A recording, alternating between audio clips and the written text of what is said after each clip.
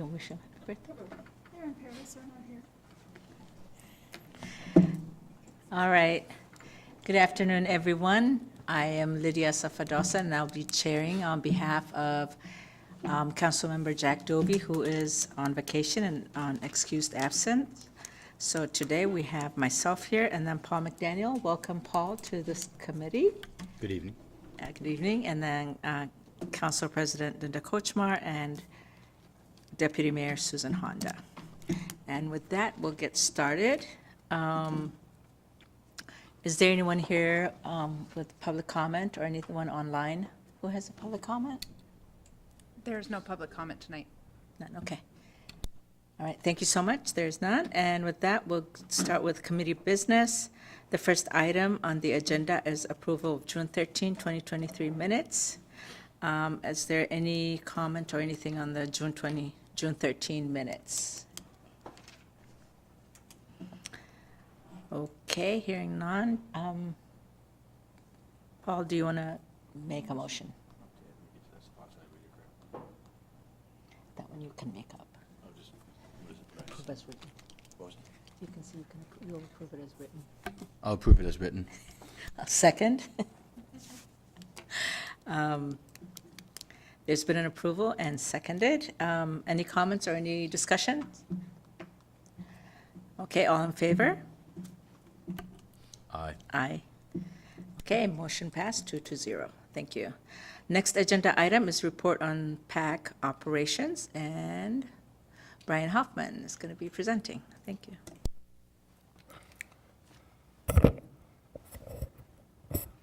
Good evening, council members. My name is Brian Hoffman, General Manager of the Federal Way Performing Arts and Events Center with Oakview Group. This evening, I will be providing our May 2023 operational updates for the PAC. This information was previously submitted, so I will just touch on all of it and won't read it line by line. Excuse me. For the month of May 2023, we held 20 event days. Out of those, we had 9 theater rentals, 5 event space rentals, with some of them taking place on multiple days. Our monthly items that we took care of, a couple of things. We had PNTA, which is our lighting vendor. They were on site to address some theatrical lighting issues that we've had, as well as in the meeting space. So we had those cleared up. We provided a overview of our marketing recap for the month of May, which included website matrix, social media, email stats. And then on page 2, we provided a year-over-year comparison with May of 2022 versus May of 2023. Overall, things were up a little bit with total number of event days, almost a little less than doubled the total number of tickets sold in 23 versus 22. Ticket revenue up, a shy down on gross rental revenue, and then an increase in total food and beverage revenue for the month of May versus May of 2022. And then we provided a list of upcoming events for the month of July. June has already come and gone, and provided that information last month. So coming up this Thursday, we have national touring artist Toad the Wet Sprocket.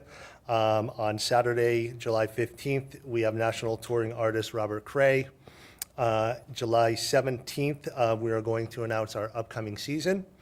And then at the end of the month, July 28th through the 30th, we have the Seattle Hunserong Church. They will be in the building Friday, Saturday, and Sunday. And then in partnership with the city and Pacific Northwest Raceway, I believe is the correct title, on July 20th, we added an event in our parking lot called the Drive and Drag event from 3 to 5:30. That'll be coming up, free, open to the public. So happy to answer any questions anyone may have. Thank you, Brian. Any questions? I just have one quick one. I read through this real quick. I'm still kind of new to figuring some stuff out. Do you know what the average monthly expenses are for the PAC? The average monthly expenses? Yeah. Approximately $55,000 a month. Okay, that was it. Thank you. Thank you. Any other questions? How, so you have 9 in the theater and 5 events that were scheduled. How were the participants? Was it full? Was it empty, half empty? How was that going? So for Holly Bowling, that was about 150, exactly what we anticipated in the theater. The Backstage Foundation was a rental.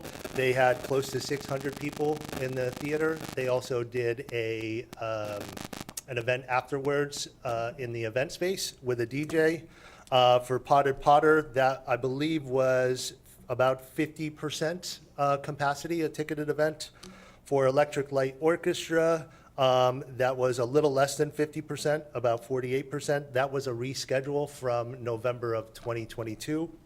For Early Music Seattle, that was a rental. I believe that was around 300 tickets. For Talem Inc., that was a private rental. That was a free event that they produced. There was approximately 300 people for that. The Federal Way Corral was about 400, I think, for their performance. The rehearsal is no general public. I believe they have about 130 participants. The Yasir Hussain Punjabi concert, that was over 600 attendees. The Native Comedy Jam was about 300.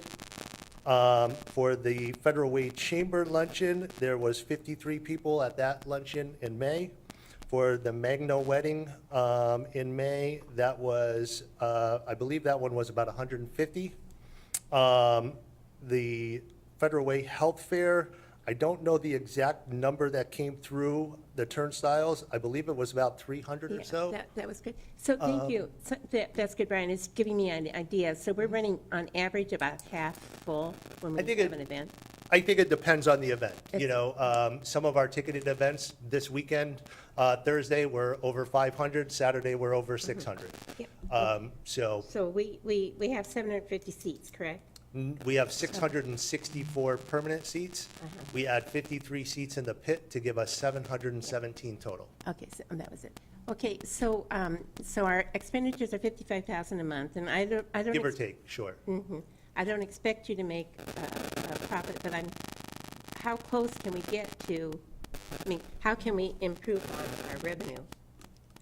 Well, as I've said in previous months, one way to improve in revenue is you've got to, at some point, increase prices. Our prices haven't increased in the 5 years that I've been here. The biggest feedback we get, you know, at this meeting is reduce costs, reduce expenses. We're one of the most expensive Okay. places to rent. We've kept our rental rates very, very lean. But everything else goes up. So for the resident arts groups, for all 5 years, their fees have stayed the same. We have increased a little bit on our labor rates because of the increase in employment rates, et cetera. Sure. Okay, I know Robert Cray is coming up. I know the name.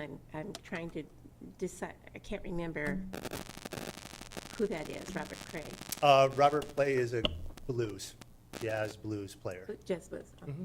Well, I'm wondering if, Chair, if we couldn't ask some time for kind of a rundown on not only what our revenues and expenditures are, because that's part of it, but the other part is what we still owe on the building. And I'm wondering if you couldn't carry that back to Chair Walsh and see if he wouldn't follow through on that, just so we know where we are with this whole. Okay, thank you so John, much. thank you, John. Any other questions? I do. Yeah. Thank you. First of all, I want to thank you and your staff for the help with the senior health fair. The senior commission planned that for over a year, and it was really successful, and it was, part of that was because you guys were so helpful and so easy to work with, so thank you for that. My second question is on the MOUs with the performing groups. Are those being rewritten this year? So. I didn't mean to interrupt, I'm sorry. So the Federal Way Youth Symphony, is that MOU being rewritten this year, or is it next year? All of the MOUs are valid through August of 2024. So the plan is, the tentative plan is probably January of 2024 is to sit down with the city and those resident arts groups and start discussing those to rewrite them for subsequent years. And I'll jump in just really quickly. Those are on our roster in the Parks Department, and we're looking at them to circle back to the questions that you guys asked previously Okay. and to make them more equitable. Okay, thank you, I appreciate that. All right, thank you very much. And we hope to have the opportunity to host the Senior Health Fair in 2024 as well. 'cause And it we was a hope great you will event. do too that. We're already planning it, so. Good. Thank you. Thank you. And I do have a question. The Pacific Raceway event, is that, did that come about due to the LTAC? Yes, funding that that was we did. part of it, you know, and with Tanya Carter, her connections, it was something to continue to get that organization more involved in the city of Federal Way. And, you know, we hope that it's a great partnership, not only for this event, but for future events. Great, thank you so much. So, oh, go ahead. Do you think that with the new buildings going in at that location, that might provide more people interested in attending the PAC? New buildings in what location? Across at What's going to be in TC3? that, yeah, TC3. I would think so, because anytime you have more foot traffic and, you know, more visibility, you know, it's right there. So anytime you have that, it's always an opportunity to gain more business when you have more foot traffic and more people right there. Great, thank you so much. This was information only, so we're not going to have a motion here. So we'll go to the next agenda item, and that is policy on naming city property. Should the city council adopt the proposed resolution that establishes a policy on naming city property? And Brian Davis, our city administrator, is going to present. Thank you.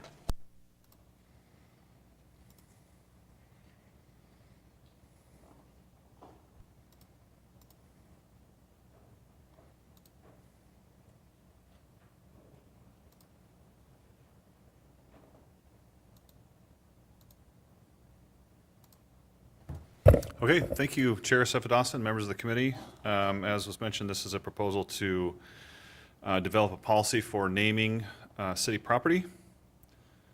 This touches multiple departments, so you're stuck with me presenting. If this will work. And again, the purpose, the council expressed interest in developing a policy for naming city property after a couple of requests that we got. So what this policy, what it includes is building structures and real property, including parks and open space.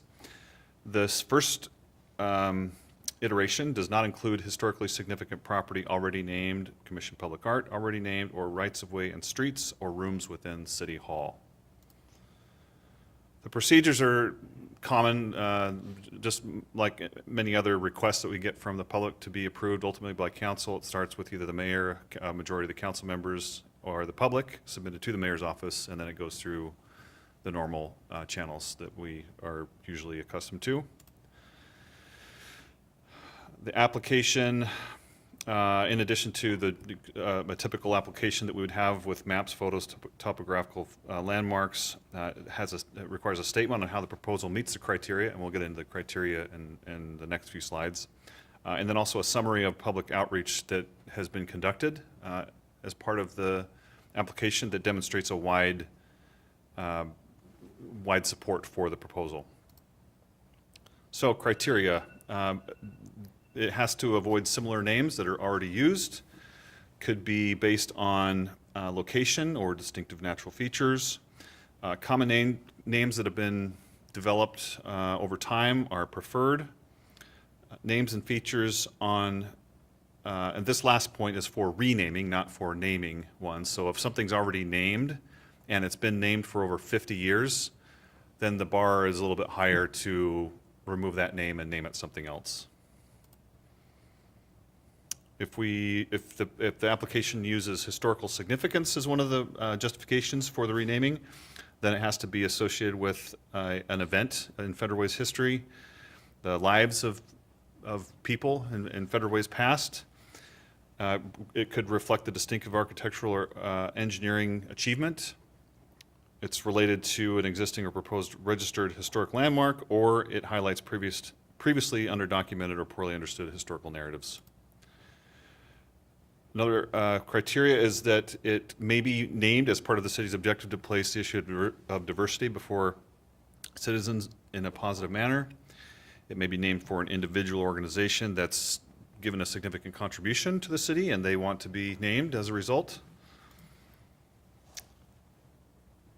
That the renaming may be for individuals who have enhanced the quality of life in Federal Way, including that they've served in leadership positions in civic organizations over a number of years.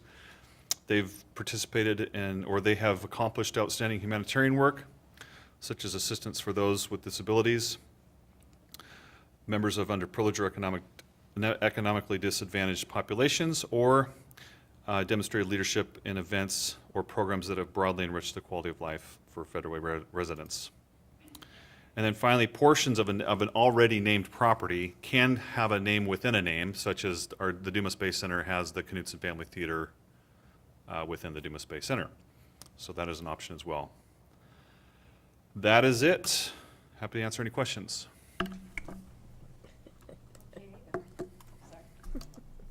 Councilmember McDaniel? Thank you.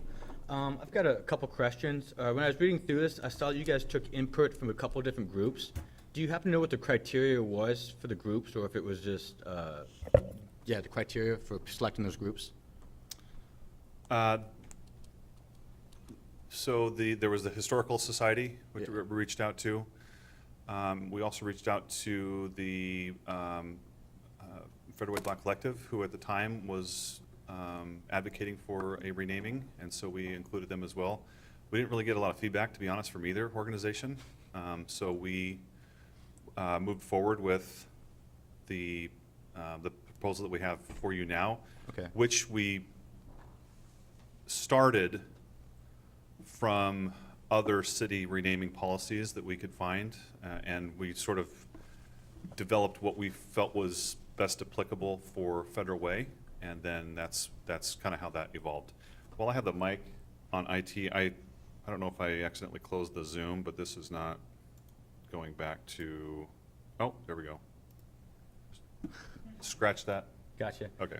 All right, that's, and then I have two more real quick questions. Our agenda's a little bit different than what you have on there, but you mentioned them. So underneath of the section 3, you have general procedures for name change request, and underneath there is, oh, excuse me, wrong section. Okay, sorry, it's under section 4, naming criteria. Number 2, E, name highlights a previously undocumented or poorly understood historical narrative. Can you give me an example? I'm not sure I understand what that means, or an example of what that would be. That is, that's a little bit more subjective criteria. If that's what you're hinting at, I would agree with that. But we wanted to include that as an option for the council to consider if they felt that someone or something was not accurately reflected in historical narratives, that they could then, either the application or the council or the mayor, whoever could then say, we feel that this has been underrepresented in history, and so we want to call it out with this renaming. And it's entirely up to the council how you want to evaluate that, to So be honest. pretty abstract. I'm not giving you like a black and white Okay. way to evaluate that. That'd be your call. Okay. Pretty abstract then? Yeah. Yeah. Gotcha. And then the next one would be number 3. Properties may be named as part of the city's objective to place an issue of diversity before citizens in a positive manner. Same kind of thing, or do you have an example?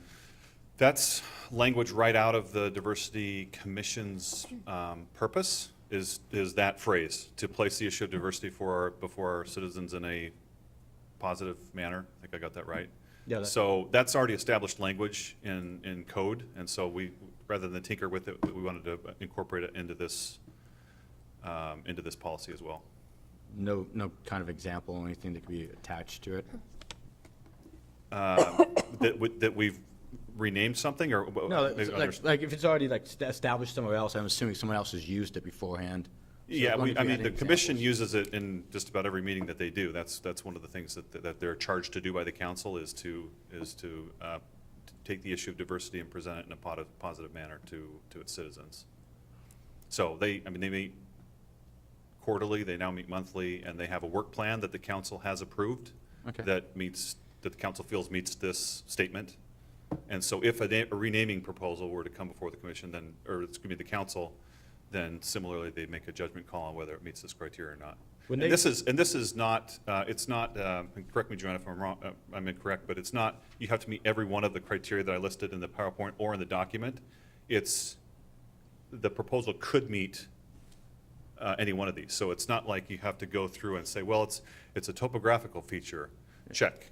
It's poorly represented or underrepresented historical narratives, checks. It's, you can pick and choose from those to meet those criteria. That's, yeah. And are they required when they request a name change, like which one it qualifies as, or they Yeah. put it in? Okay, they are? Yeah, they have to state in the application which criteria they're stating that it meets. All right, that's all I had. Thank you.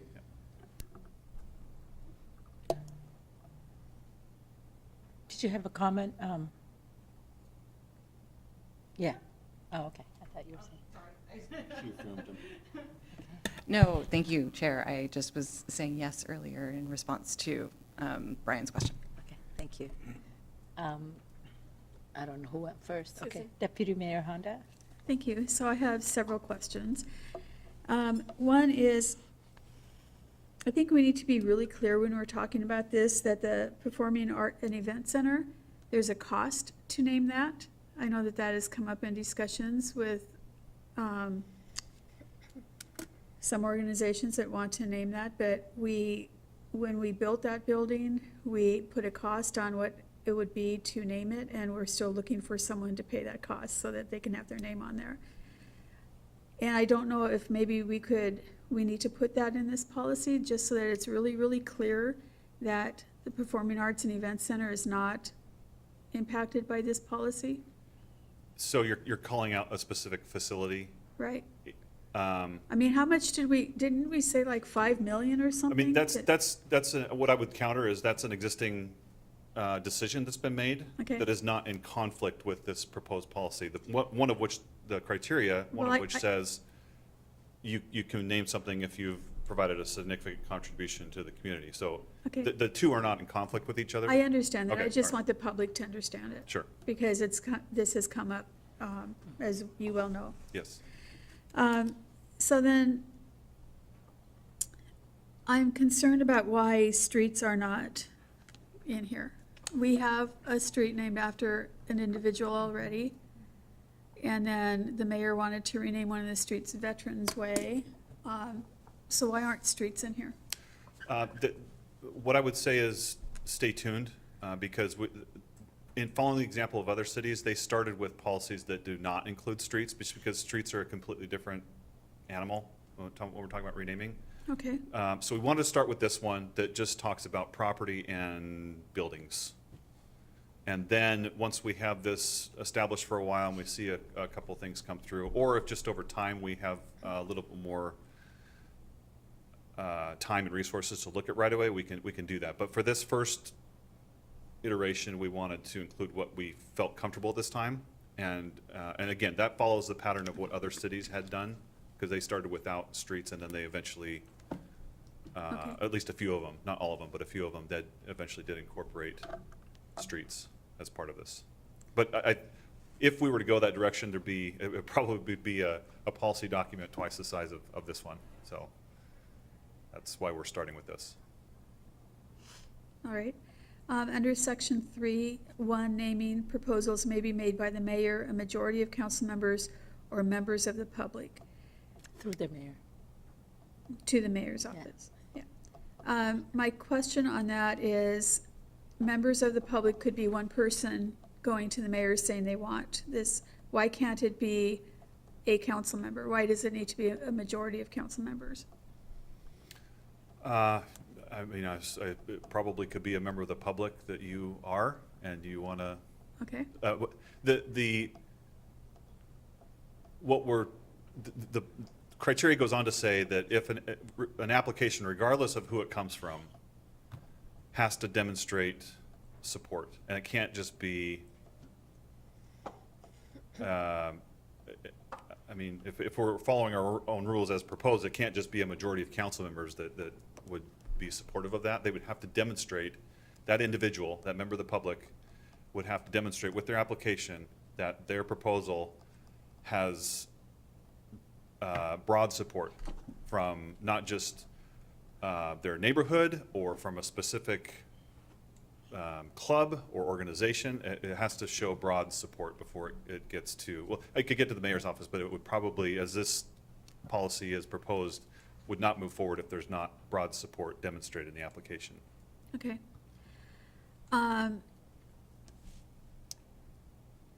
It says that the mayor and/or council committee may, at their discretion, seek input from city commissions. So could that be any city commission? Thank you for the question. So, as it's written right now, most of the proposals that we would theoretically see would probably be related to parks property or buildings that the Parks Department manages. So the logical commission that it would go through would be the Parks Commission if the council wanted to send it through a commission. But the language there provides flexibility such that if the council committee or the council wanted to simply take it up, they could. They wouldn't necessarily have to go through a commission if they didn't want to. Okay. But again, based on what we've developed so far, it would likely most apply to the Parks Commission. So then at the end of the day, it's the council who will determine and That's not the mayor? The mayor, it's just like any other, Okay, um, by resolution? yeah. Okay, thank you. Council President? Oh, thank you, Chair. So my question really revolved around the procedure. When we, and I'm sure John remembers this, when we named the Carl Grosch Field at Still Lake Park, he was still alive, which was kind of a big deal at the time, because our policy was you had to be dead first, and I thought, well, I'm happy to see that that's not in there. But but it went through the Parks Commission, then to council, then was approved, but we weren't a strong mayor at the time, we were city manager form of government. So my thinking on this would be, because it's kind of light on how this will happen, because from what I see, it could go directly from a suggestion to the mayor and get adopted and bypass the council, is it No. correct? It has to go through Has to go council through council. committee, Yep. through council. But it doesn't necessarily have to go through, unless the council asks for that, it doesn't go through The the commission. commission. Yes, that's right. Well, If you want to designate a commission, I would that's prefer fine. that. But I I don't think know a how lot of y'all feel the, about that, but I would prefer we go through the commission to council committee, and then, of course, the mayor has the or final. simply change the may to shall, and then, Okay. But then We're the done. question is, Yeah. which commission? Well, for now, it'd be parks, because that's what he's identified it as. If But- I may really quickly interject on this. So the process as it stands, as it's written in this proposed policy, would be that the council or the mayor would be able to refer for input from any of the commissions that it might fall underneath that purview with.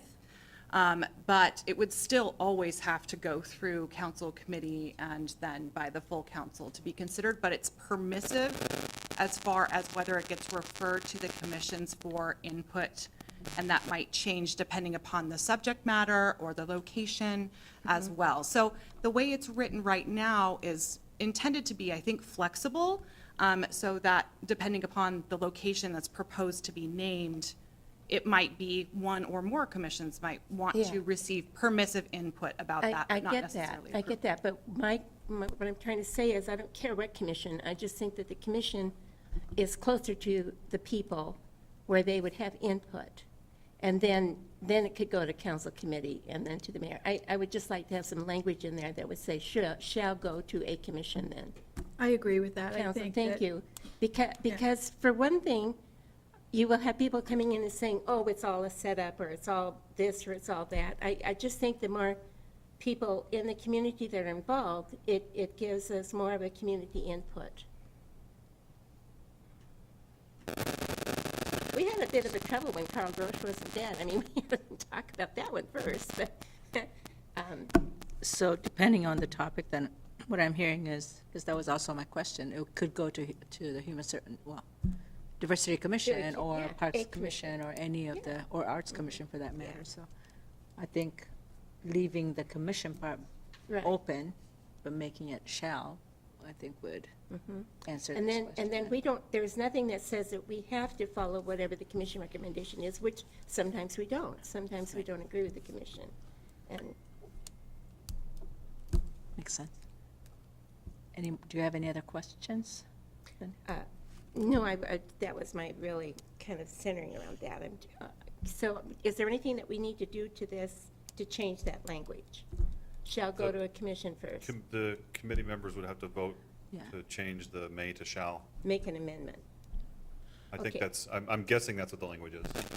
Correct. You would have to make a motion to amend the language of the proposed policy to adjust it from may to shall. I'll just read it here for you, because it's under section 3, subsection 1B. When a proposal is received, the mayor and/or council committee may, at their discretion, seek input from city commissions. And I make a motion to amend as per that language. You can't, you're not on the committee. But yeah. Oh, Sorry. Okay. So yes. Just, we'll- just as, we'll- before, just to explain where we were coming from, this is language that we found pretty consistent with other cities, that they had that in there. So they wanted to have, as Joanna said, the sort of the permissive language that you can, at any time, send it to a commission. Also that there's many decisions that the council makes on any given agenda that have not gone to a commission. So that's also where we're coming from as well. and after so many years being involved in this city and that kind of arena, so when this gets to, if you guys choose to proceed as you, I will make the amendment at the, save the language just in case, at the regular meeting, but you do it all there. No, I think it's a great idea, so we can. My question, can you bring up the chart again? Because I'm trying to make sure I understand what they're talking about. And the flow chart of showing the flow of how the naming convention would go. Is this on your screen right now? Yes. Yeah. Okay. Yeah, we're good. It's number 4. Yeah, it'd be right here. So there's talking about right in between this point right here, There's a adding little another box optional- that says commission.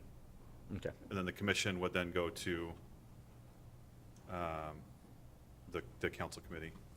So there'd be a box off to the side that has the option of going to it if we want to push it to it, or it would be mandatory? Yeah, and thank you. I probably should have put like a dotted line here that Okay. said commission and then council committee as an option. Okay, I just want to make sure I was Yeah. understanding it correctly. But I thought we're saying commission, right? Yes, I'm saying when we drafted it, that's, Got it.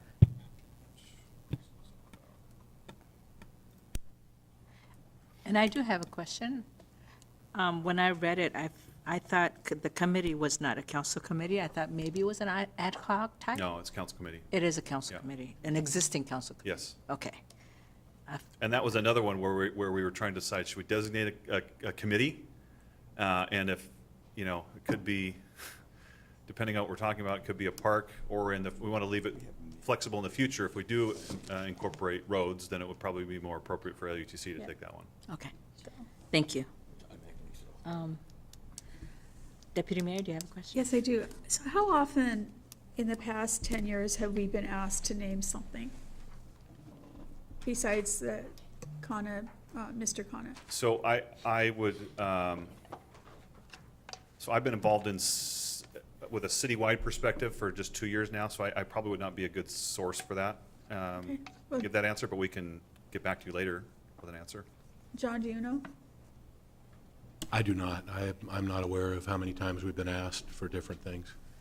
So with this, when someone wants to put a bench in a park for a loved one, would they follow this procedure? No, because we have a memorial bench program within the Parks Department. So a person who passes away that would like to buy or a family member would like to buy a bench or plant a tree, things like that. We have memorial programs for that, picnic table, and that is separate from this.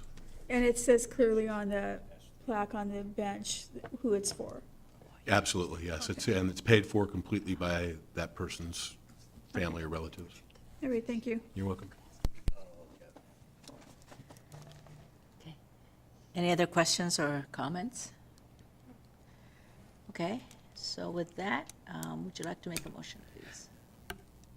Madam Chair, just Yeah. beforehand. So I just wanted to make sure from a procedural perspective, if there are going to be any changes proposed to this policy at this time, there would need to be a motion for that change. That's what we were going to do. Okay, excellent. Just wanted to make sure that we were straight on what was happening next. So thank you. Yeah, that's what he was going to do. All right. I'd like to make a motion to amend Section 3, 1B, to use the language that was discussed earlier. And for the record, that's, would you want to read that? You want to read it? Yeah, so let me get to She it can real read it. quick. Oh, she can read it. When I read it earlier, it was the language that was already there. Yeah. So I'm Because going we might need to let me delete- read the language. You might need to delete the discretion language. Correct. Yeah, okay. So, so let me read what's currently there so that perhaps we can Understood. land on some language here. So what's currently at Section 3.1B is when a proposal is received, the mayor and/or council committee may, at their discretion, seek input from city commissions. If there was going to be a change to make that language more directive rather than permissive, we would have to remove the and/or and also the may and discretion from that language. So I will stand by for writing down. So I think that was the conversation. We wanted to change that to shall. So can we make all those changes now and then read the motion?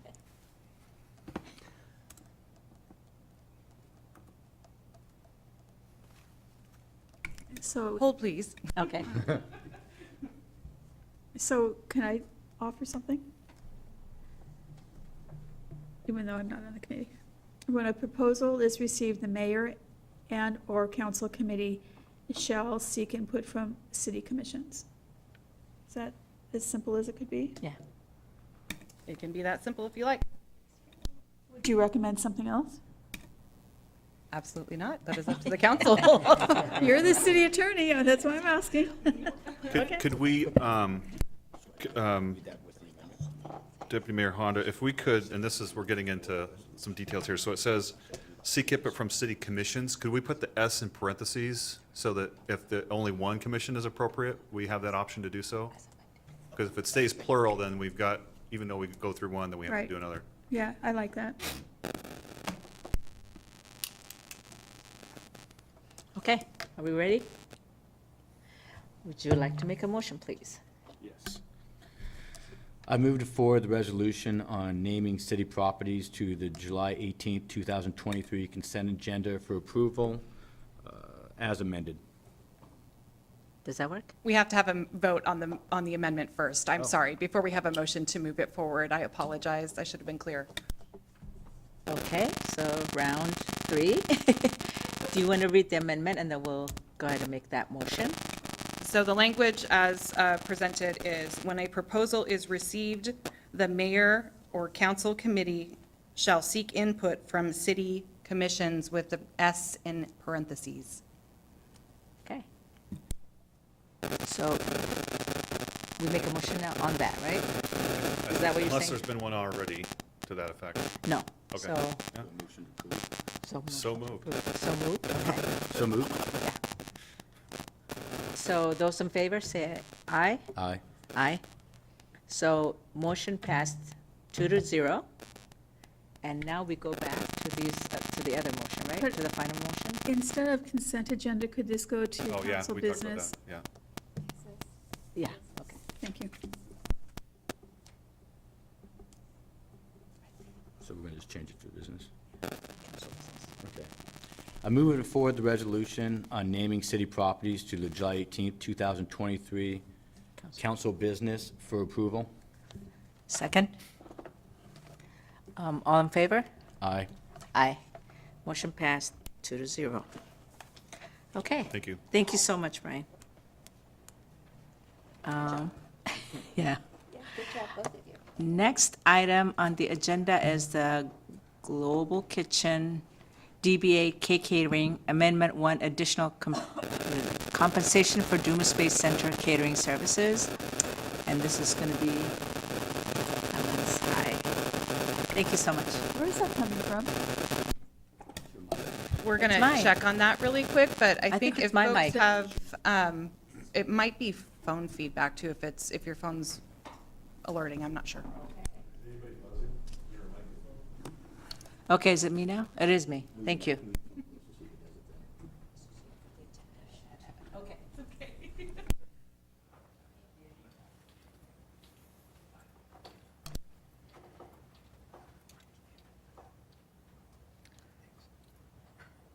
Go ahead, David. Sorry. Okay, We're ready. thank you. Sorry for that. Good evening. Hi, council members, Deputy Mayor Honda. Good to see you.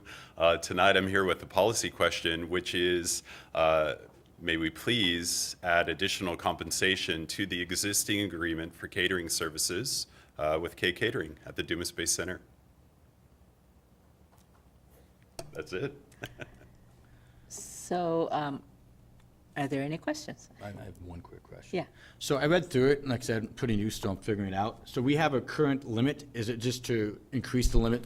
Because it It sounds like is. everything was going good. It's just that you guys have a limit you have to request for an approval? That is correct. Our current limit is at 150. I'd like to add an additional 150. We are very close to that limit, and Okay. so this would just allow continued service. Okay, that's what I figured. Thank you. So the reason it says no financial impact is because it's already budgeted for, but you're asking for an increase? The financial impact is zero because all revenue that we take in for this contract is given to the caterer. There's no impact on the city. Okay, thank you.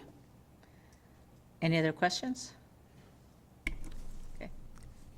With your new policy of clients working through city staff instead of the caterer, is that working out better? It's been really effective, yes. We've seen a noticeable increase in just the all-around customer service has been much better, and the reception to that service has been much better. The complaints or cause for annoyance has decreased almost to zero. Okay. I've gotten one negative feedback within the last couple of months, and thank you for asking. It's going well. My other question is, does this caterer use a kitchen there? To a certain degree, it's very limited. What they do is they prepare the food in their kitchen. It's transported to Dumas Bay where it's either heated, sometimes put together, the different elements of the dish, and then it's served. So the limit, the kitchen usage is very limited, Okay, at least currently. all right, thank you. Thank you. Okay, any other questions? Nope, just suggestion. Thank you. So I'm wondering if at some point, John, we couldn't have some kind of report on, and you don't have to go into a lot of detail, what we can do with that property. It's such a fabulous view property. I think it's underutilized because we have asbestos in the walls. It's a wonderful property for a wedding destination. I know we have to increase the parking, but I'm not sure what would ever, even if we made it into a more of a upscale retreat center, I don't know if sometime we could just talk about that. Just keep it in the back of your mind for going forward.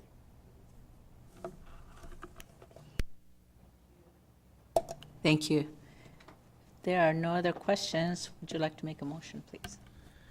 I move to forward the proposed RFP to the July 18th, 2023 consent agenda for approval. Second. Oh, I second.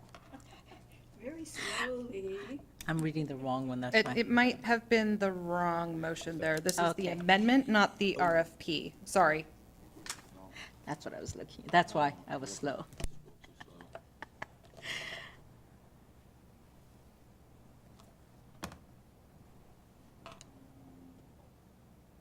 Do you want me to do it? That's Global Kitchen, right? Yes. Okay, thank you. I move to forward the proposed amendment to the July 18, 2023 regular council meeting consent agenda for approval. Second? Those in favor, say aye. Aye. Motion passes 2-0. Thank you so much, David. Thank you. Appreciate it.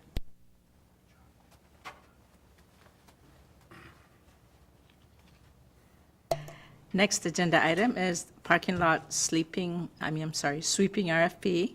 Should the city council authorize staff to request proposals for parking lot sweeping services? And you're not Jason. I am not Jason, no. I want to say that that was one of David's first times to appear before you, and he did a fantastic He job. did- So he he's doing did a do a great great job job. at Dumas Bay. Couldn't be happier. So thank you, Chair and council members, Deputy Mayor, Council President. I've come to you tonight with a very routine procedural request to go out for request for proposals for parking lot sweeping. Our 6-year contract comes to an end this year. We want to get ahead of that, get out for proposal. And to answer a question asked earlier by Councilmember McDaniel, we spend about $30,000 a year currently on that. That is 19 lots that are swept routinely for cleanliness, appearance, and safety throughout the city. So there's 19 lots that we currently sweep.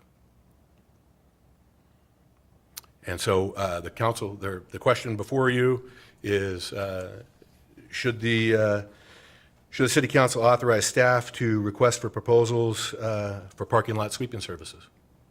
Okay, thank you so much. Any questions? Going once? All right, with that, would you like to make a motion, please? I move to forward the proposed RFP to the July 18, 2023 consent agenda for approval. I second. All in favor, say aye. Aye. Aye. Motion passes 2-0. Thank you so much. Thank you. Next item. That's why I had my phone. Oh, my goodness.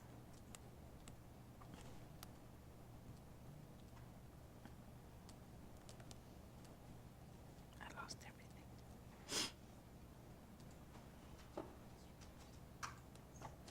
Okay, next agenda item is law enforcement ISO claim search access MOU.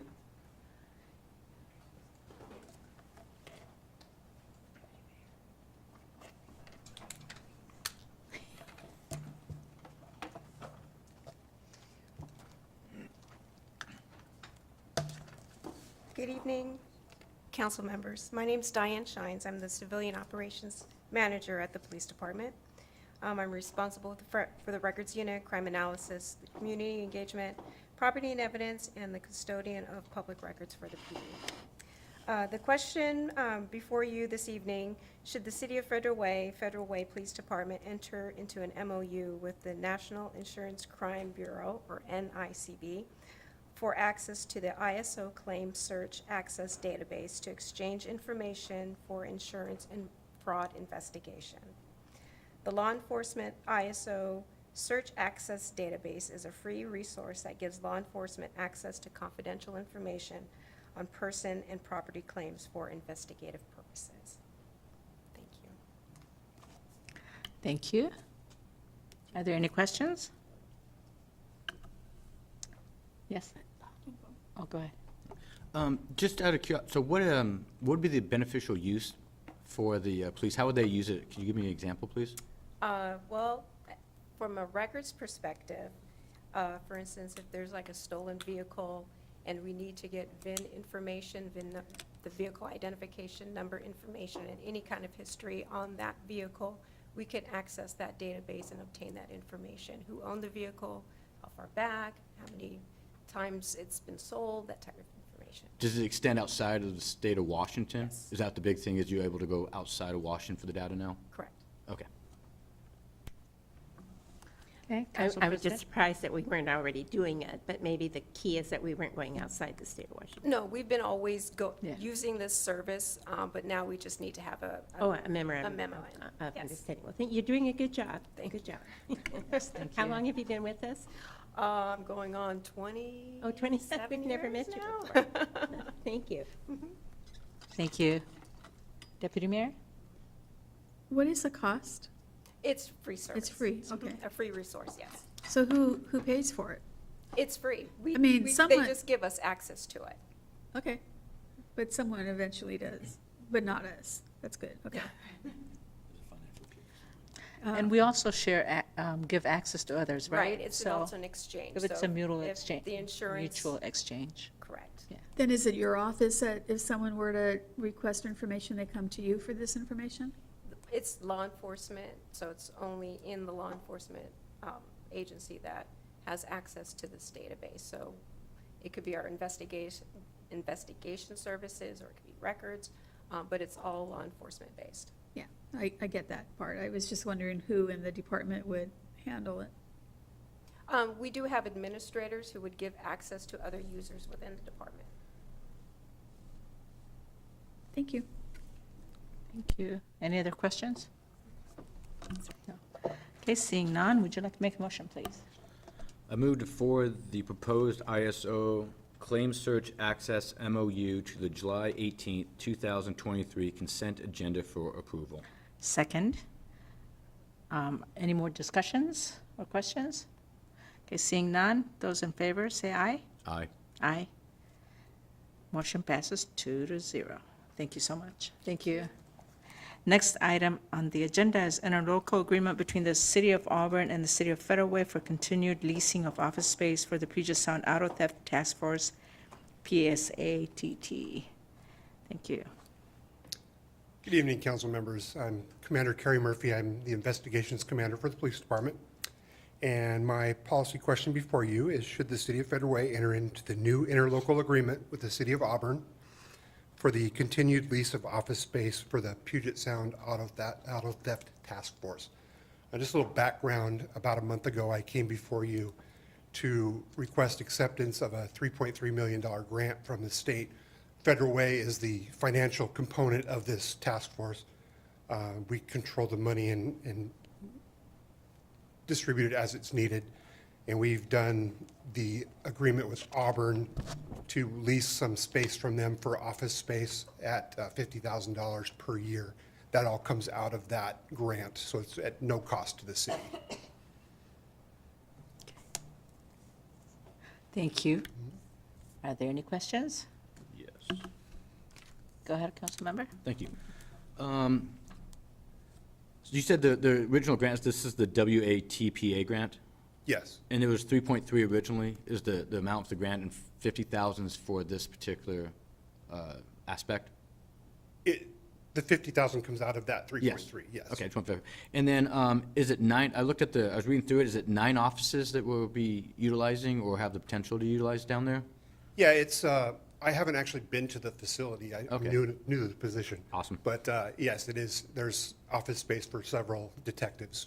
Okay, and then do you happen, I know you're new, so, do you happen to know, how do we utilize the office space? Or like, is it just for, do we keep cars down there? What do we use the property in the office space for? Not for cars, it's for personnel and equipment. When we had the ignition interlock, or the clubs, we distributed those, we stored those there. Okay. They have spaces for planning operations where if there's a task force operation in a city, we can all meet in one location to do that briefing and kind of figure out how we're going to do it. It also gives them a place to store their files, any information that they want to collaborate in one spot. Okay, gotcha. Thank you. Any other questions? Okay, Council President. Thank you, Commander Murphy. So where is this located? I'm not familiar. It's in Auburn. I know, but where? I can get you the address. I was It's- curious. Didn't we used to have something over by the Safeway off of 272nd and Pack Highway? That, yes, it was there at one time. I believe that was through Des Moines. We Okay, worked that out with Des Moines, and since it's moved to Auburn. okay. I can get you Okay. exactly where it's at. I don't mean to, I'll keep asking you questions while you're Okay. looking. Okay. But, so how are we doing on our vehicle retrievals?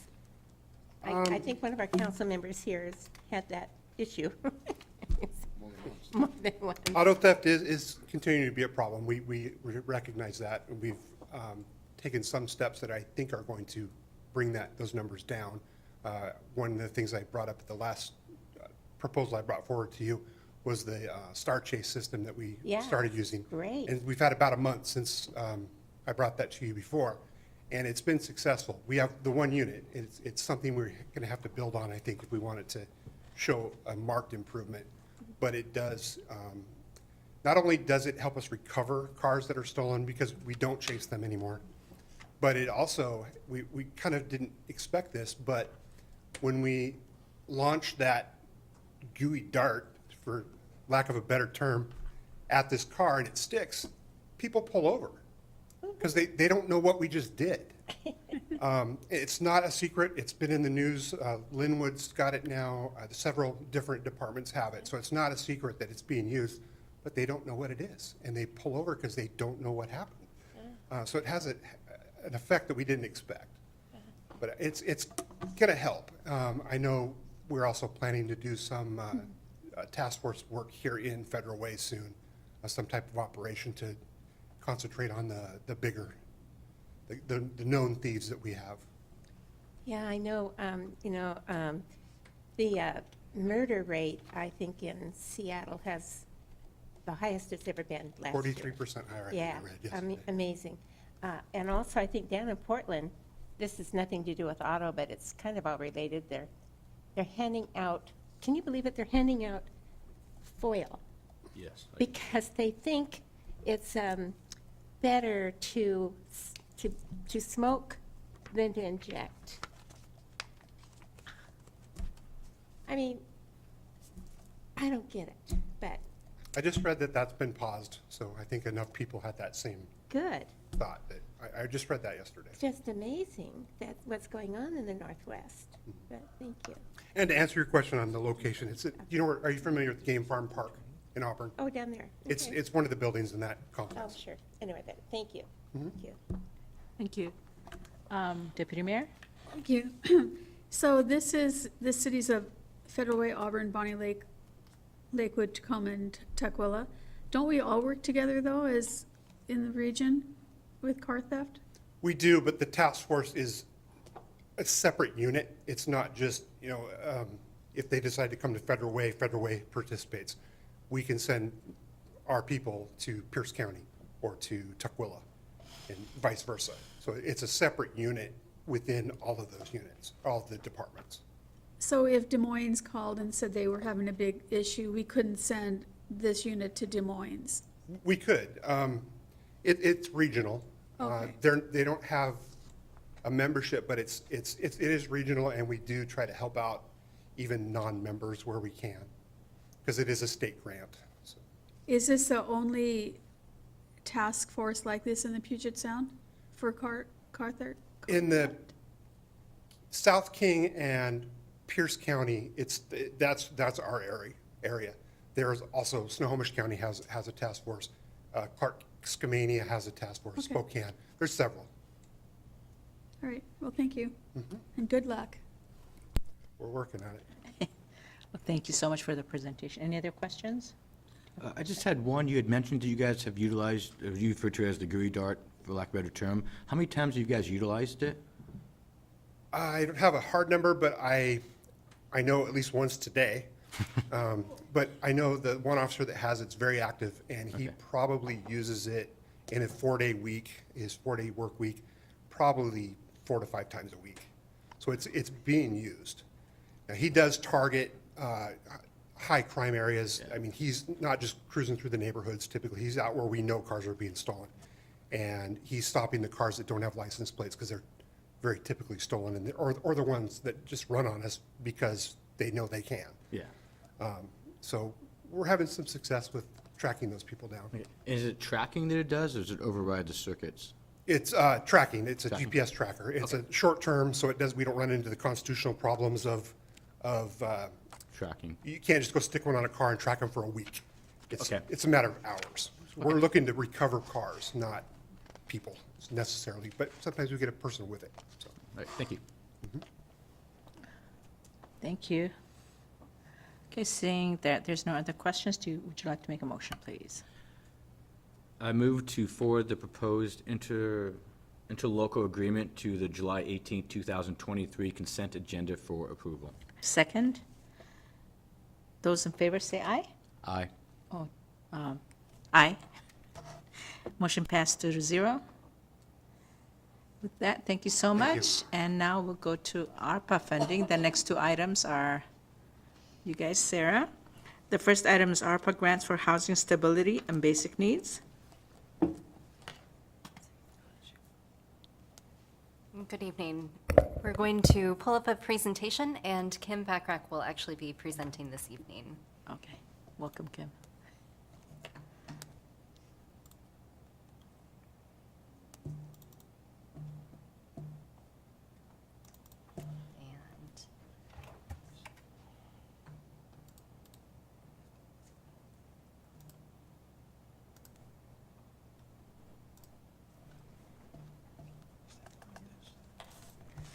And that I wanted.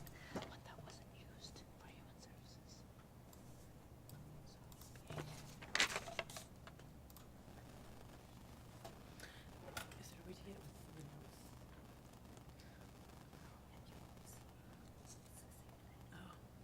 Okay.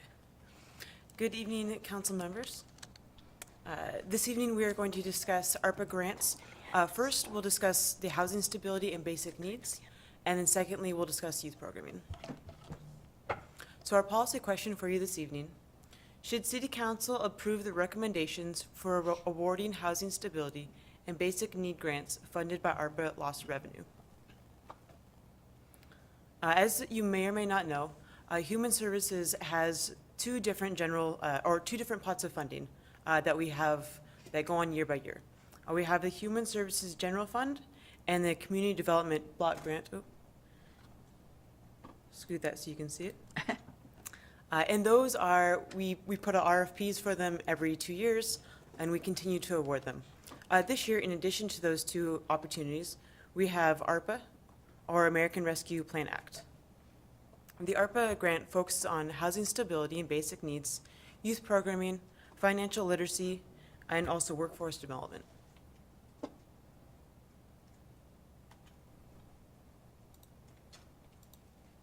you go. So these are the funding of ARPA for social services that the council has already discussed previously. But just to highlight, this first presentation, we'll be talking about housing stability and basic needs. I know there's a question about financial literacy. We will get to that later.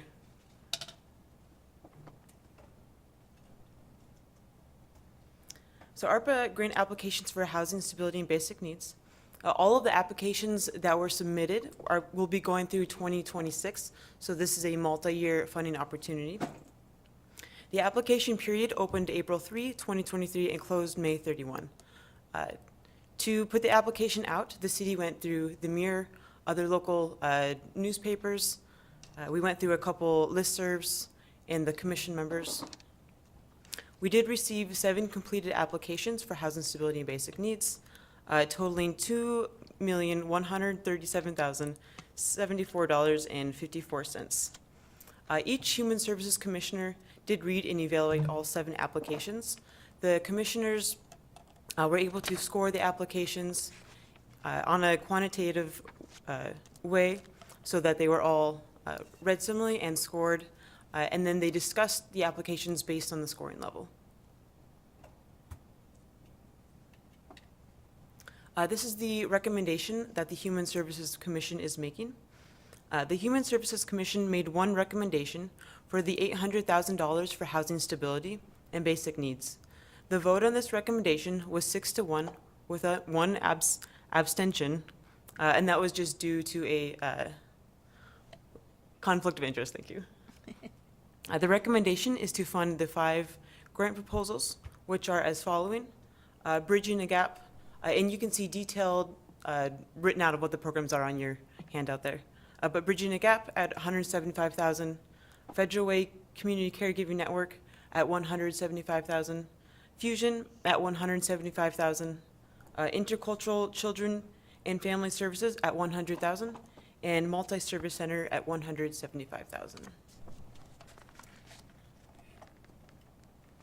And the applications that were received that the commission did not recommend funding for were the Federal Way Black Collective and the Intercultural Children and Family Services. You'll see ICFS did submit 2 applications, so one was funded and one was not funded. And are there any questions? Go ahead, Councilmember. I was reading through and it said you guys had 19 that were filled out in the sheet, and then 7 looked like they were for the housing. What are the other ones for then? Correct. The other was for youth programming, and we'll Okay. go over that in the next presentation. Gotcha. And then no one did anything for financial literacy? Correct. Okay. And then you said there was a scoring. What was the scoring, and do you have any reasonings why those 2 were not part of the winning bids or winning groups? I'll give it one to Sarah. Thank you. Thank you, and I'm going to stop share for just a moment. So our scoring is based on the sections of the application. There's a program narrative, which correlates the program to needs that have been identified in the community, and that included housing, stability, and basic needs. We look at outcomes, the budget for financial feasibility and sustainability for programs with one-time funding. One of the things that we really want to look at is that programs are starting to think about that sustainability. With 3.5 years of funding, that's something that staff will continue to work with them on as well, but we want to see those elements be presented in the application. In terms of the 2 programs that were not funded, we were constrained by the amount of funding. There wasn't enough to fund all of the programs, and certainly not fully. In addition, one of the 2 programs had an initial submission with the budget upload that was blank. We did allow them to provide the completed budget upload. They did so within minutes, so it was a mistake. But we did not include the information submitted in the evaluation, so in that quantified score. It just provided the context to evaluate the other components as well. And then the other program was purely just not enough funding to go around to all the programs. And is that matrix available that you guys use for scoring? Yes, Okay, I'd like to see that actually. yes. And then let me see, get that, those 2. And then underneath one of them you had FIT, it was for the fathers. Now, is the funding going to the FIT group, or is it actually going to the overall, not community, but the overall organization? Talk about? In terms of how they're using the funds? Yeah. I can look that up, but I don't know if you know offhand. I don't believe they're providing, with our funding, I don't believe that it is the direct assistance. I think that they do have some direct assistance that's part of their program, but this is the staffing and wraparound services. And I will confirm that if you give me just a moment. Yeah, it'd be the intercultural children, yeah. Yes. I mean, the biggest part of it is about the father, so I'm curious to know where the funds will be going. Yes.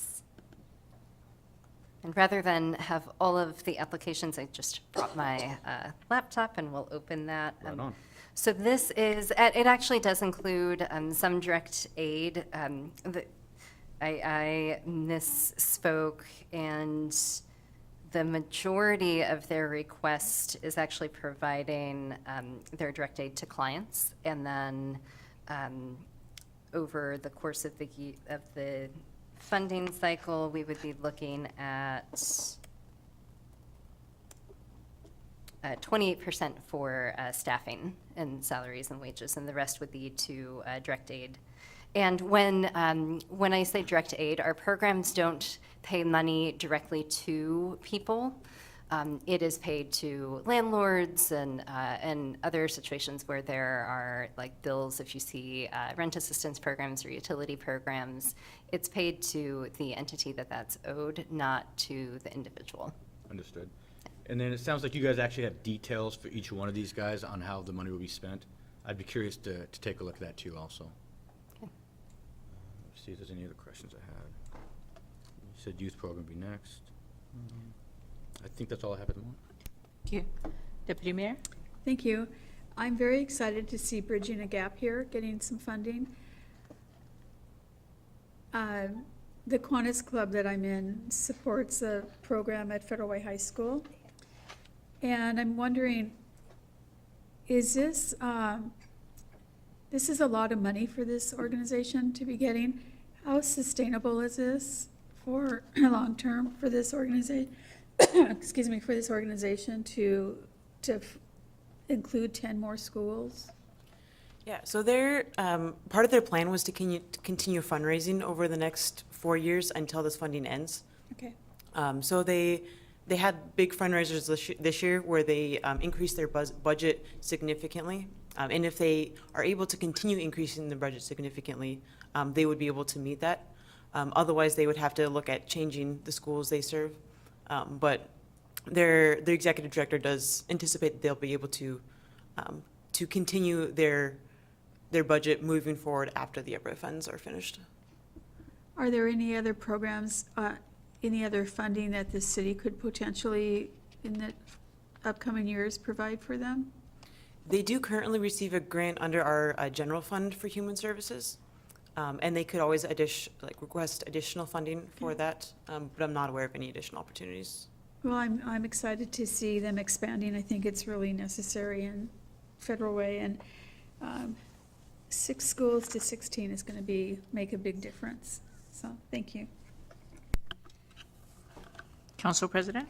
Well, I just thought I'd explain that, and thank you, Deputy Mayor Honda. I agree on the bridging the gap. We have some parents involved in that where they're providing food for the children, not only at school, but for them to take home on the weekends, because a lot of them, their siblings don't have anything to eat on the weekend. And so, it's traumatic what's going on with our community. And then the Federal Way Community Caregiving Network, they provide, I just had to let you know, they provide meals for people who come weekly, I'm pretty sure. I don't know if it's more than weekly. I know it's on a Saturday. And they've done a fabulous job. And I think some of them do rent assistance. Yeah, they give these people, if they need a place to stay for until they can find permanent housing, they'll give them some rent at a motel or help them. And Fusion, we all know what Fusion's doing. Happy to have Fusion. Multi-Service Center, any money we give them for food, they can double that with their buying power, which is really great. I'm not too sure about intercultural children and family services. I'm not familiar with that. I'm just wondering if you could give us an overview. If you have your application pulled up. So they are actually a new to us applicant. And I think every application cycle, we do have a number of organizations that are new to us, but they are not a new organization. And I will always defer directly to information rather than try to do this from memory. Some things I might know. This one I will go back to their application.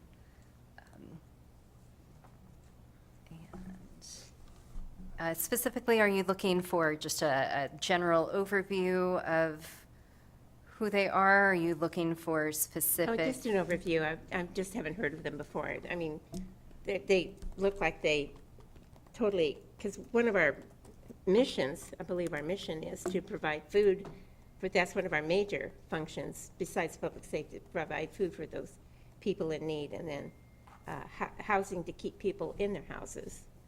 Yes, and they definitely are doing that as part of their programs. They are looking, specifically, they provide parent-based programs, so they're providing it to fathers. And as an organization, their mission is to improve the well-being of underserved and low-income children, parents, caregivers, and families, while creating opportunities that promote equitable access to healthy and safe child development services and community-based parenting supports for families with children ages birth to 5. They go on and they have vision and goals that are established. In addition to the program that they've applied for, they also have early learning services, kinship care, so if there's a child that's in a relative or other form of care, 2 fathers programs, including one that's recommended for funding this evening, I guess 3, there's a training program as well. That's just to give you a Thank high-level you. overview. Just curious. Thank you very much. I know that the Human Services Commission goes through a long process on reviewing all of these applications, and so tell them thank you for their hard work. Will do, thank you. Yeah, my question is, are these fathers possibly formerly incarcerated, some of them, or? Yeah, this program does focus on justice-involved fathers, Okay, which would mean formerly incarcerated or at risk of being incarcerated. okay. Yeah. With the Federal Community Caregiving Network, with the rental assistance, is that to, who would be the target population for that? Do you know? It's first-time home use, not, I wouldn't say buyers, but renters, I suppose. So folks who are transitioning either out of homelessness or out of a shelter situation where they have not been in an apartment before. So could it also be moving cost, assistance with moving, and does it include that? Do you know? From what I saw, it was first last month's rent and Okay. deposit No, caregiver. for caregiving. Oh, eviction prevention, I'm sorry. It's all eviction prevention? Okay. Do you know how they advertise it? And actually, for all the nonprofits that we fund, do we have a marketing plan? Because I definitely would not refer people to this program because I didn't even, I would know that they provide rental assistance. So how do they market their programs? Or do we ask that when they submit their applications? We do ask that. I'm yes. just curious, yeah. Well, and can answer that we do ask how programs are accessible, both in terms of location, but also like how people hear about it. We will promote programs. We have resource list. 211 is another source, and then each agency has a unique way of going about that, depending on the scope of their service, how many people they can serve. If it's justice involved, it might be more of like a closed referral. If it's something like a rent assistance, much broader in terms of who can access. But it does look different for each program. But they all have some kind of a marketing plan that they provide us. Correct. Okay, thank you. Are there any other questions? Okay, seeing none, would you like to make a motion? Oh, wait. Were we going to discuss financial literacy, or is that later? Yes, we'll do that Okay. next. Although this group does offer financial literacy to their participants. Okay, go ahead. I move to forward the proposed Housing Stability and Basic Needs Grant recommendations to the July 18th, 2023 consent agenda for approval. Second? Those in favor, say aye. Aye. Aye. Motion passed 2-0. Okay, next agenda item is ARPA grants for youth programming. Back to you. Maybe I should do this in first.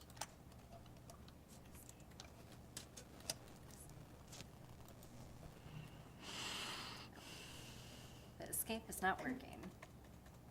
We'll just go that way. You can't escape.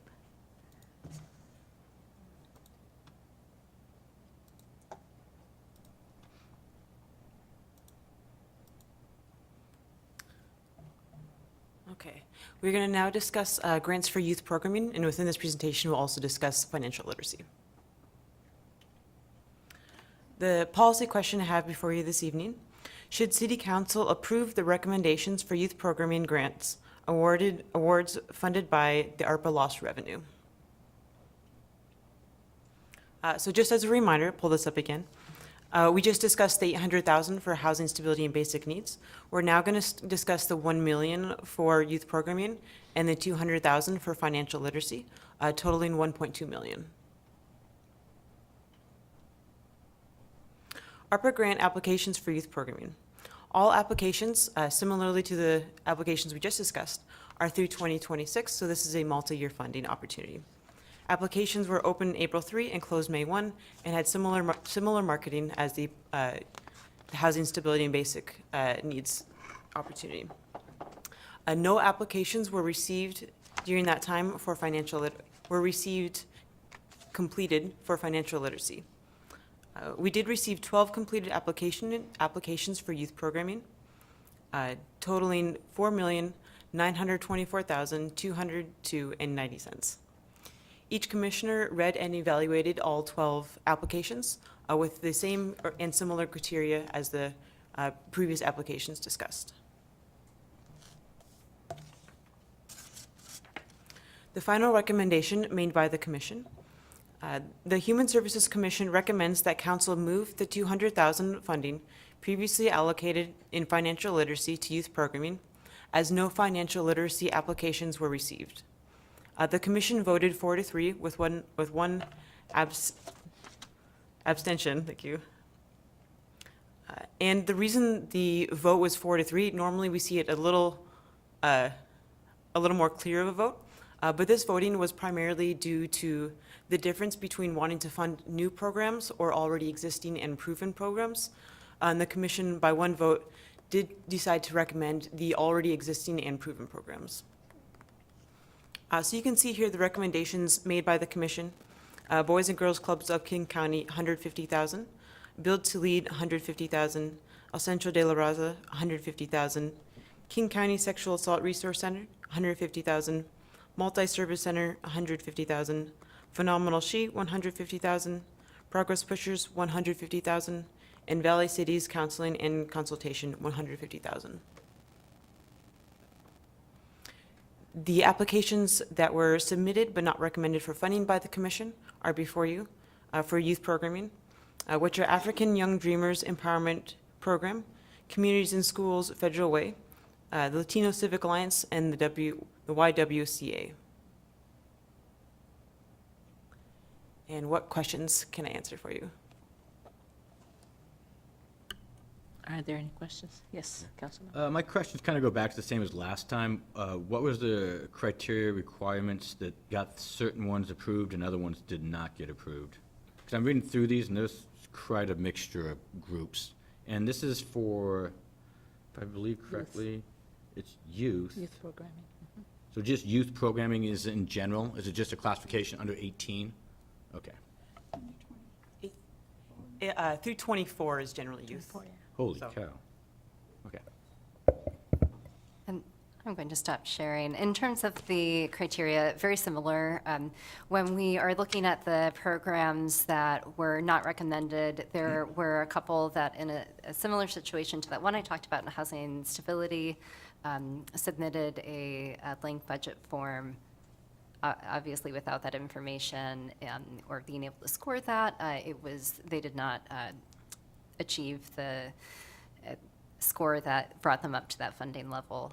Similarly, there were a couple programs that were just on the cusp, and one program in particular where there was a lot of discussion, which Kim had referenced, is a new program, and there were questions around the feasibility and sustainability. And in that decision point, they did recommend the program that was able to better represent that feasibility and sustainability of their program. Which group was that, or which program was that? Yes, Phenomenal She is the existing program, and then the other was with the Communities in Schools, and that would be a new mental health program, and just in terms of their timeline, hiring people and being able to sustain when our existing mental health providers are really struggling to maintain staff and hire qualified persons. So that was the discussion. A majority of the groups, it looks like majority of the groups I'm looking at right now have mental health as the primary program they're supporting. Is that kind of, so there's no youth or anything that was targeted, it was mostly mental health? Is that kind of the curriculum or requirement, or is this what turned in, or? It's both. It was not a requirement, but it was one of the consistent and continued issues that we see when talking about youth coming out of the COVID-19 pandemic, is the mental health impacts to our young people, adults as well, but with this funding specifically looking at the youth impacts. So that is certainly something that we see a lot of our youth programs focusing on, is how do we build those social emotional supports in both community-based, school-based. You'll see a mix of those programs represented here that are recommended for funding. Okay. And then I'm getting familiar with some new acronyms. What is BIPOC? BIPOC is Black, Indigenous, Person of Color. Okay. And then what was the other one? And then could you explain progress pushers a little bit more? Can you give me a little more detail on them? Yes, and I will open their application. I can give a review, but in case there are questions, that way I am, again, providing completely accurate information. So as a program, I know that you have the high-level overview of what that program is in the packet, so I won't repeat that. Although for the purpose of people who may not be looking at the packet and listening to this, the program is supporting youth and young adults ages 12 to 26 that are at risk or justice involved. It includes mentorship and navigation services. Within their program, they have both different modalities. They have curriculum and training, one-on-one mentorship. They use the Credible Messengers support. So they're looking for people who are in a comparable community as the young people that they're serving. And there's a lot more to it. That's an oversimplification. They're assisting them as they re-engage into positive activities. Finding that sense of community in a positive way. In their mentorship and navigation services, they do have an 80% success rate of participants becoming more engaged in school, reconnecting with families, and staying out of gang activities. And they do have ways of measuring that with a survey and school data. Okay. And then I would assume that these were required to provide a grant breakdown of the money they would be granted then? That is correct. I'd be interested in seeing the same for these guys too. And then I think my last question is actually for the admin. So are we voting on both approving this and also redirecting funds to this program? Or what is it that's? The motion that currently stands in this one is, should the city council approve the recommendations for youth programming grant awards funded by the ARPA lost revenue? I don't see that there's another motion to Okay. move the funding. It's wrapped in that motion, isn't it? Yeah, yes, well, and the allocation is for social services, and while we provided an area for funds to be directed to, this would be the commission's recommendation to council that instead those funds that were proposed for. So this grant actually has the $200,000 applied to it then? That is the commission's recommendation. They, based on the applications received, rather than going back out, they felt that there were enough youth applications that they felt very strongly that would have positive impact, that there are other existing financial literacy resources that we can tap into and try to utilize instead.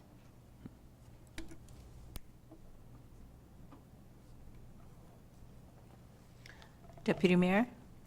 Thank you. First of all, I'd like to thank staff and the commission for the work that they've done here. I know it's difficult to make some of these decisions. I am concerned with the commission voted 4-3 on this. Generally, we don't see such a close vote. Can you explain that a little bit more, to whatever you're comfortable explaining to us? Yes, the situation that I discussed earlier, when I believe it was Councilmember McDaniels asked about which programs, and it was between Phenomenal She and communities and schools.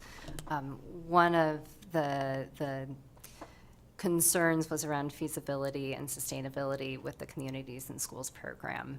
And in that consideration, they did recommend Phenomenal She, but it was, as you can see, a split vote. Well, they voted as a group for all of them, right? Or Correct. did they? They vote as a slate. Okay. Okay. Well, thank you very much for that explanation. I appreciate it.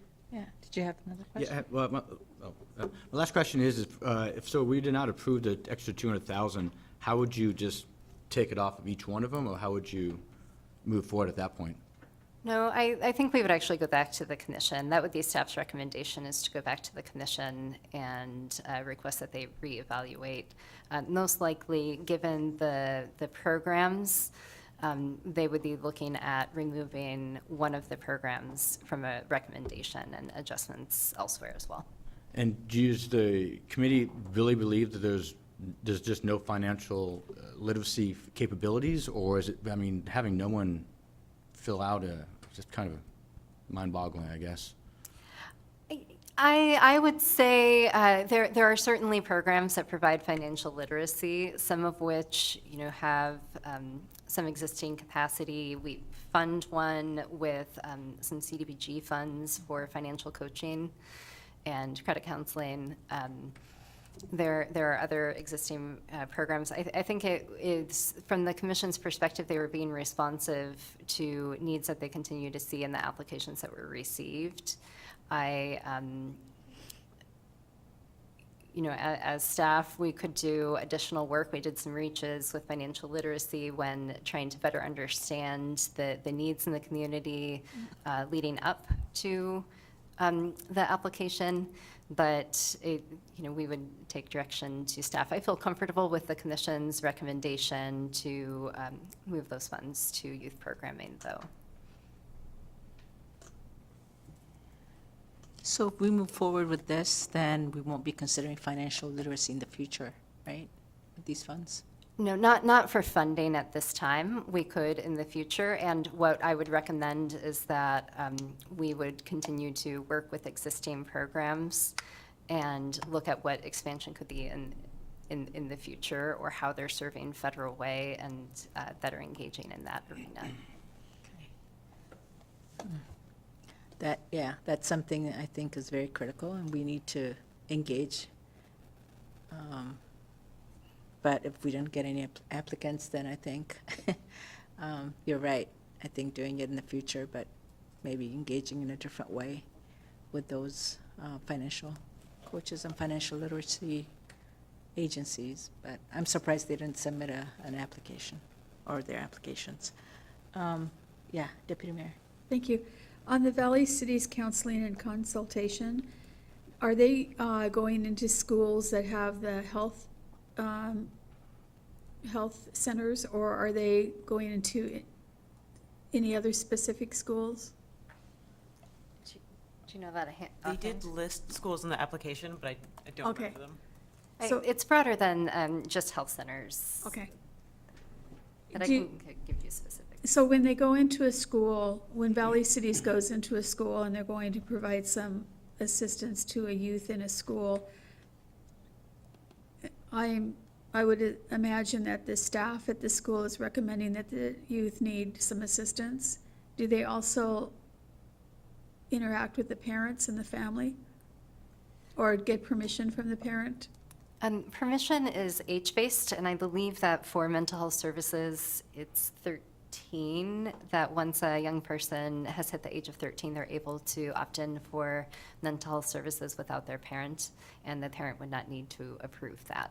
Is the parent informed at all about how the child is doing? No, that would be health data that is not required to be shared unless the young person were to say that they wanted that to be shared. Do they work with the staff then? I mean, coming from, being a registered nurse, it takes more than just one person talking to someone to, you have to work with the team to make progress. Yes, and I would say, just from experience, having worked in schools with social service programs, you will see a mix of situations where young people, the parents are engaged, young person is sharing that, other situations where that would not be the case. But yes, in order for services to be received, there has to be a connection made to that service, whether that's through school staff, parents identifying it as a need. They would then make that connection to the agency. The other piece is Valley Cities will always be looking at ensuring that the young person if they need ongoing service and they qualify for that, do they have insurance, getting them connected? So there will be an element in many situations where they're working, with insurance and family would be engaged. But that doesn't need to happen based on state law. Okay, thank you. Yeah, thank you so much. Okay, yeah. So thank you to both of you, and like Deputy Mayor said, thank you to the Human Services Commission, because as a former commission member, and to both of us, I think, it's something that we understand is arduous and very complicated process. So I do appreciate the work that you all did, and thank you for the presentation and for this proposal, because also the money has to be spent, so moving forward is great. But do you have a motion or a comment you'd like to make? A comment. I will not be moving forward the motion today. I would like to see one more shot at the financial literacy. I find it to be too strong of a thing to just completely drop. I will be, obviously, if there's nothing that does pop up, then we'll be moving forward with you guys' recommendation. But at this moment in time, I'd like to see at least one more shot at the financial literacy factor. So what would our procedure be then?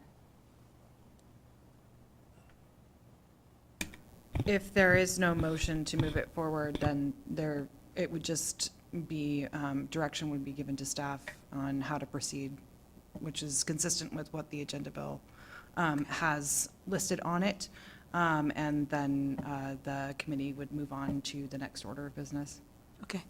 So I think at this moment, we can, if you guys can engage more with financial literacy agencies and come back with a recommendation, would that then require for you guys to go back and adjust the funding recommendation for all the youth programming, correct? Yes, and I think that we would do that right away, so that those programs that would be recommended for funding, at least a portion of them could go forward immediately. There's an element with our ARPA funding where we want to see some length of service so that we can evaluate outcomes and performance. And if something is not coming to fruition or not happening in compliance with our performance-based contract, we would then be able to make a readjustment and still hit that obligation date by the end of 2024 that's required by ARPA. So I would recommend, what I think that our approach would be is that we go back to the commission, say, using just the funds that were initially for youth programming, would you be, what adjustments would you make? So we can bring those back to council. And we still have enough time to do that, you believe, right? I think that is the option that we have. I think at that point we lose a couple months, but I hear the recommendation. Yeah, I think we should go ahead and try that and come back to this committee. I have a question about the process. Since you've already given this to this committee, if the numbers were adjusted, could it just go on to the council agenda so that it moves a little faster? You could make a recommendation. Is that correct, Joanna? That you could make a recommendation. So How do we know, though? the committee would have, so council can make any decision it would like to make with the information it is provided. These are recommendations from the Human Services Commission. So if the committee wanted to instead remove one of the items to reduce it by that $200,000 in some way, shape, or form, that would be within the power of the committee to do so, and then forward that on to the council, the full council, for its consideration. That would be an option as well. However, I defer to staff as to what that would mean for considerations moving forward for the commission and for staff work. One option might be for the committee to move this forward without a recommendation to the council and then have that consideration at the council meeting. Correct. That would also be an option to move it forward without recommendation. So we'll go on business agenda then? Yeah. However, there has already been a recommendation of what this committee wants. Yeah, I know, so. No motion has been made as of No. yet. True, true. So, I mean, it's still, It's this still is still on discussion. the table. The discussion is Still still discussion, yeah. happening at this moment, so there still could be an action. So one recommendation could be reduce all the agencies to 100,000 or whatever, and then keep the others, the 75 from each, which brings it to 3, what is it? I don't know. And use that to go out for financial literacy? Would that work? So, in looking at all the youth programming, in order for them to move forward and for it to go to consent agenda, fund them all at the same level? And then, drop it down to this then right now? correct, Just to drop get all to of them revenue. to 100, Okay. and then the remainder 75 would come back as financial literacy.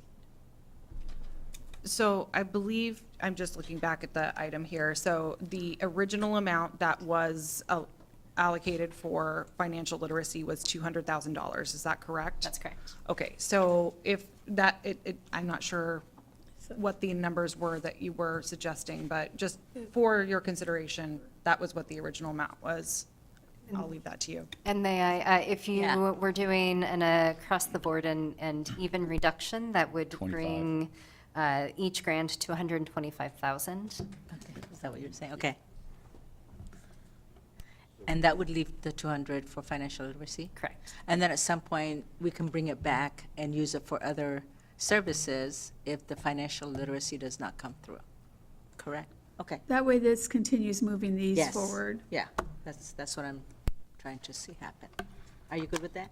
Yeah. Okay. How is that properly presented then? I see the smile. Sorry, I'm trying to think of motion language on the fly. So hold for just a second, let me think of that here. Sarah, I see you also have, I might be able to, just based on, like, the existing motion language, could it be something to the effect of, I move approval of the recommended programs, or no, what would the first be? But it's amending the recommended programs to $125,000 each. And using correct, the it would be remainder similar 200. to, I think the easiest and cleanest way for us to move forward, if this is what the committee would desire to do, would be similar to how the previous agenda item that was changed was done. So first amending the amounts for all of the recommended programs down to $125,000, taking a vote on that. Okay. Then receiving a motion to move that item forward to the council agenda on the July 18th meeting, and it would be up to the committee to decide whether or not they wanted to maintain the recommendation for it being on the consent agenda, or if they wanted to move it to business. Got it. So first would be the amendment to the amounts, and then second would be moving the item forward to the next council meeting.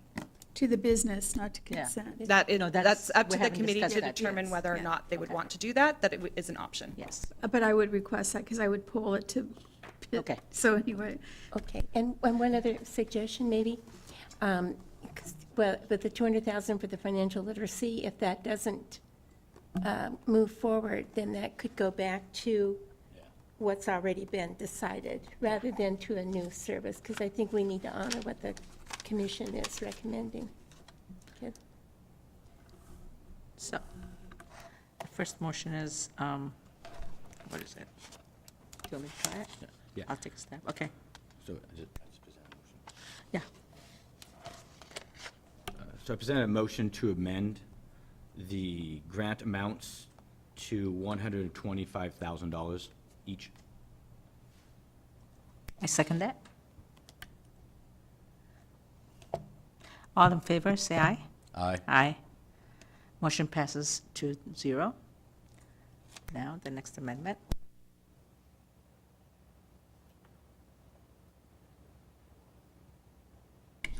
so in your next motion, then would you recommend or put in the motion that if no one steps forward with applications for financial literacy that the, no? We're just gonna get to the next round. Too complicated? We wouldn't be able to move forward with anything Okay. at that point, All right. because it would be in a holding pattern until the cycle had, not the cycle, but the opening for the financial literacy programs would be concluded.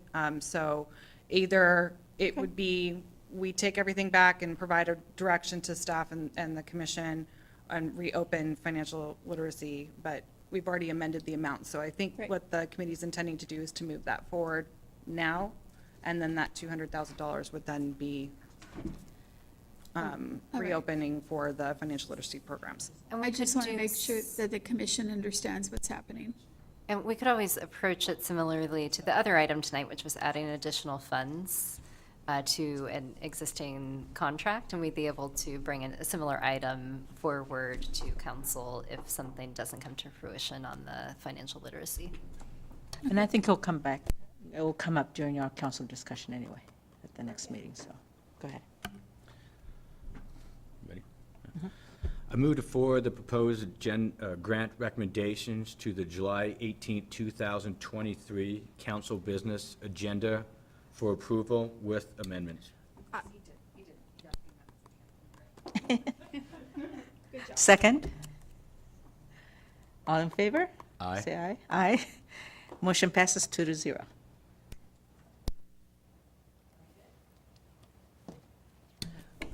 Can I just double check? Did you do that to consent or business? Business. Business. Okay.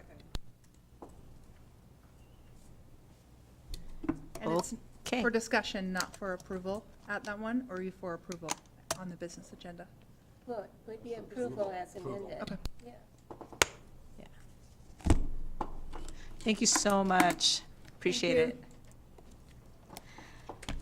All right, are there any other business items we want to discuss?